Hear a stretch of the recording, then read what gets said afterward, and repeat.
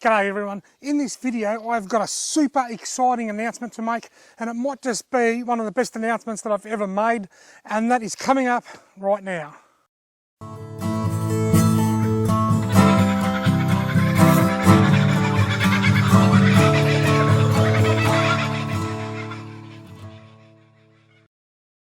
Rightio, how good is this?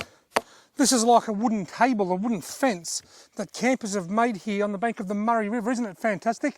I can lean on it while I talk. I'm not entitled to have this here. This was just made here by some camper, some good Samaritan, and because it's here I'm going to use it, and because I'm not entitled to have it and it's here, I'm thankful and appreciative that I've got it to use. Now, before I make my exciting announcement, I just want to talk about something. I'm going to begin this story back a couple of months. I was doing a live stream with Holly in my shed, and I was talking about odds and ends and this and that and answering a few questions, and I picked up a rope on the table that I often sit at to talk, and it had 8 or 9 lures, cod lures tangled up in it, and I received the comment, surely donate some lures. Surely donate some lures. My question is why? Why should I donate some lures? Just because I've got lures doesn't mean I should donate lures. I think the person that left that may have been a younger person. Let's put things into perspective. If I totaled up the value of all of my lures, it is probably not as expensive as your mum's car. So maybe surely your mum should donate her car. If I tallied up all the value of all my lures, depending on what sort of mountain bike you've got, that may not even be worth as much as your mountain bike. Surely you can donate your mountain bike. It's just silly to tell me to donate lures just because I've got lures. What about Craig at Adventure Camping and Fishing? He's got lots of lures. He's got walls full of lures. Surely he should just donate them all. Now, I'm a YouTuber. I make fishing videos. My lures are my tools of the trade. All of my fishing tackle is the tool of my trade. Suggesting that I should surely donate some lures is a bit like telling a builder, surely you can donate your hammer and nails. So it's a bit of a silly comment.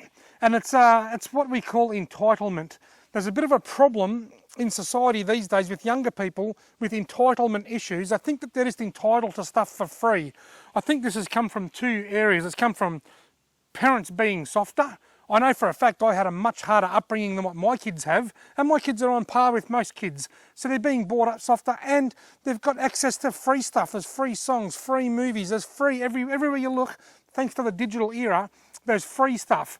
So because we get so much stuff for free, we think we're entitled to get stuff for free. Now, what I'm going to tell you now might come across as being a bit arrogant. To young people out there, you're not entitled to squat. Okay, that's just the bottom line. Don't hate me for saying it, because when you're an adult and you have no choice but to go out and work really hard for everything, you will understand exactly where I'm coming from. You're not entitled to anything. If you want anything, if you want lures in this case or anything else, you need to go and work for them, and you need to earn them. Everything that I've got, I have worked for. All of my lures in my shed, I've worked for them.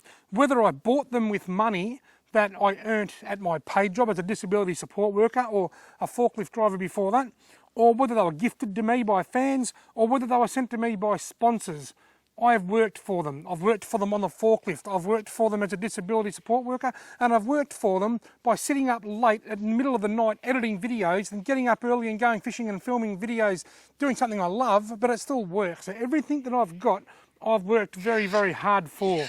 And that is how life works. If you want a sponsorship, you've got to work for it. You've got to put out a lot of content, get your name out, and then go and approach sponsors. You're not automatically entitled to anything.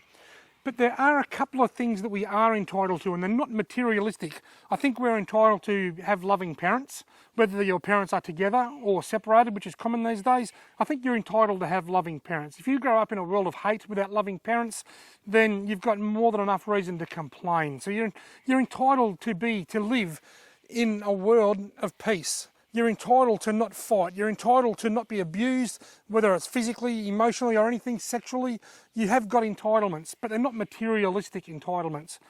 But something you're not entitled to is good health. Even from the moment you are born, you are not entitled to good health. And if you've got good health, then you need to be appreciative of that, and you need to be thankful, just like I am thankful and appreciative to have this table that I'm not entitled to.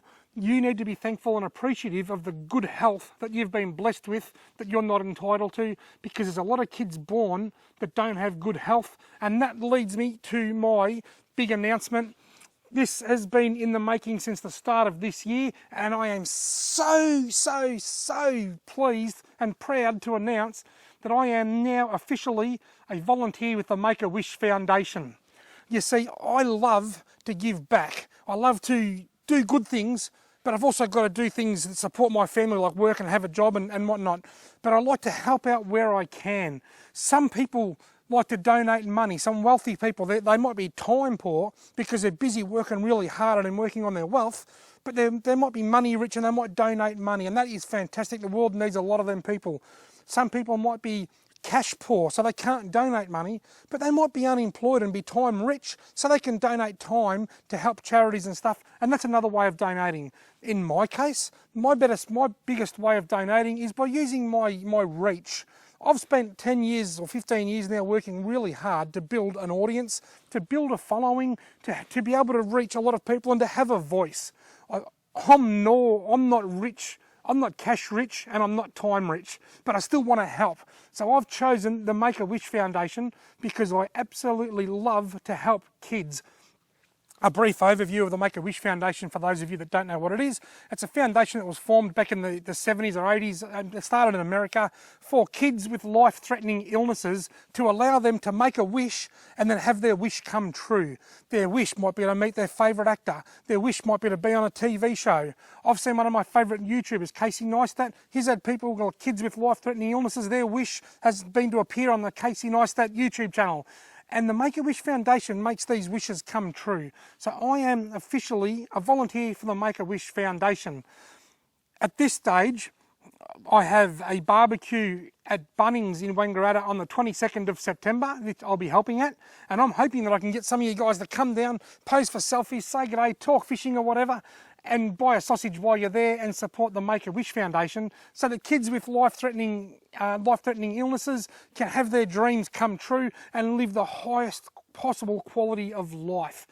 Now, if you want to know more about the Make-A-Wish Foundation, just Google it, Make-A-Wish Foundation Australia, or just Make-A-Wish Foundation. We've all got charities, we've all got things in our heart that we like. Some people love animals and they may end up supporting a charity like the World Wildlife Foundation or the RSPCA or something. Some people might choose their charity to be around homeless people in third world countries. You know, the world lives on charities, and without charities the world wouldn't be able to survive. There are so many charity organisations, Red Cross, there's just heaps. But the one I've chosen is Make-A-Wish because it honestly breaks my heart to see kids sick. It breaks my heart, it really does. If it wasn't Make-A-Wish that I volunteered for, it would probably be something like Camp Quality if it's still around, or the Cancer Council or something like that. But anyway, folks, I'm not asking anyone to donate. I'm not asking for donations, but what I am asking for is, when I announce that I have a sausage sizzle, I'm going to be at a stall that's selling sausages or something, come on down, say good day, buy a sausage and just support the Make-A-Wish Foundation.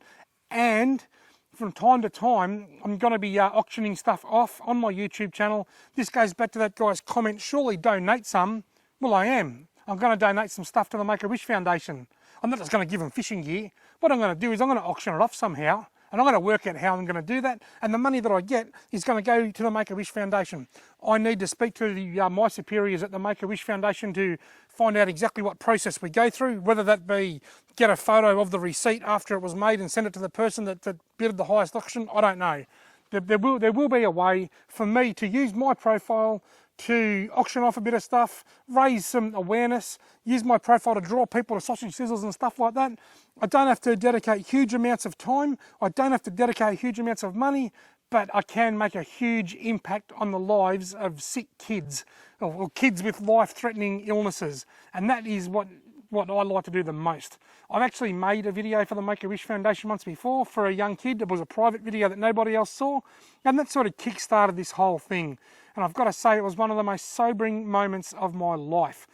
This has been in progress since early this year. I've had to do police checks. Even though I've got one for my job, I still had to get a fresh one for Make-A-Wish Foundation.